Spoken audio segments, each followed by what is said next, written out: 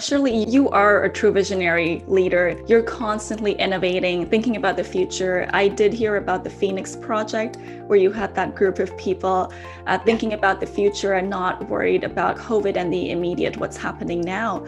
How do you encourage this innovation, this entrepreneurial thinking at SC Health, and how can other organizations or leaders do the same? Boy, that's a tough question, because this innovation journey for me has been probably over 20 years. And we're now sort of at the other side of it, where we really, our futures group has now kind of evolved from innovation into just a different way of creating value for the organization. So we're always ahead of the curve was a lot of sort of our thinking. But early on, when I moved into the role, the CEO role at SC, I was intrigued by how other companies outside of home care were achieving success.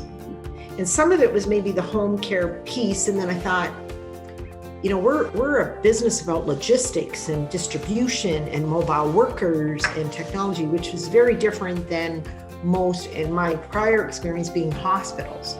So I thought, I'm not going to get a lot of success by translating a lot of the hospital experience into this home care, other than certainly the clinical in many of those areas.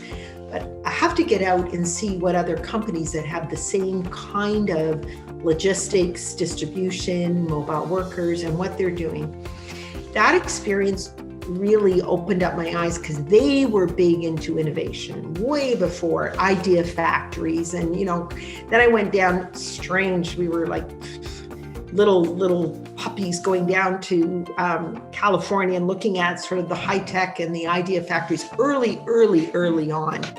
And people go like, who are you and what are you and what are you looking at? And I just, I want to get a sense of what's happening here. So well before the high tech in the office, dogs at the desk, well before any of that. And that's what sort of started my thinking of, I need to create this environment of idea generation, freedom, open mind, new way of looking at things. And so came back and we created our own little idea factory at the time, which again, everyone was like, what is that?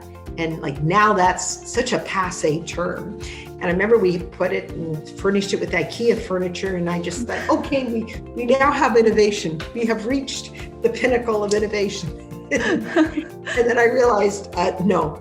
But it was the beginning of setting a culture in the organization that, quite frankly, embraced resilience, new ideas, diversity, and respect for all of those new kinds of concepts. And that certainly evolved over time. Then we created sort of innovation champions, and then a variety of broader ways of looking at it. But I would say the lessons I have learned, and where many people have sort of contacted me to get an understanding of what to do when they move into these kinds of roles.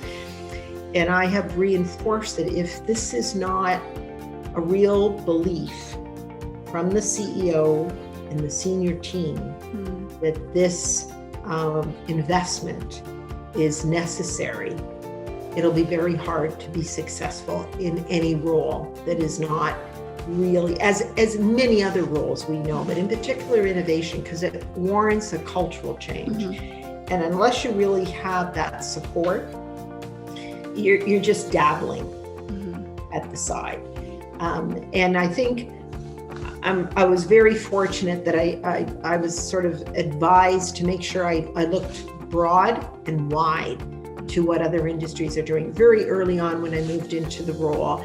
And I think that was very helpful, because it didn't lock me into the health world, the health bubble. And we've actually evolved that. And to be honest, now the health world has opened it up and is understanding the space. So it is great. And, I'm hoping that we're continuing to progress in our own little world too. Yeah, and it's so true. Real innovation happens when we're going outside the box, looking at the other industries and bringing something into our own space that we didn't think about. Yeah.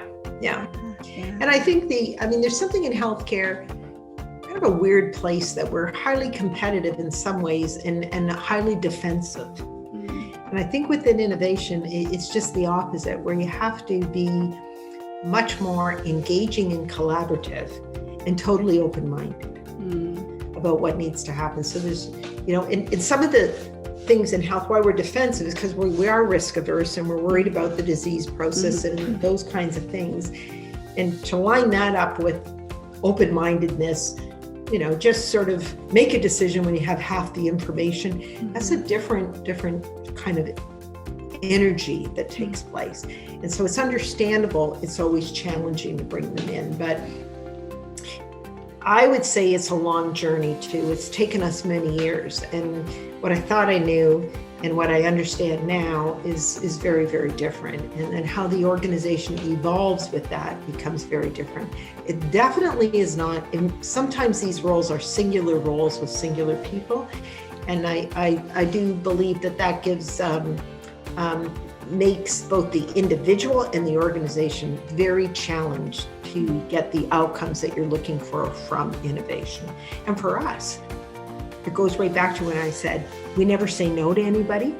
Well, that's because you have to be open-minded to change things up or to innovate or come up with a whole different solution. So that's why I say it has to go right back to what's the core of what either the leadership team or the CEO or the organization is trying to accomplish, and sees that innovation is a key driver to make that happen.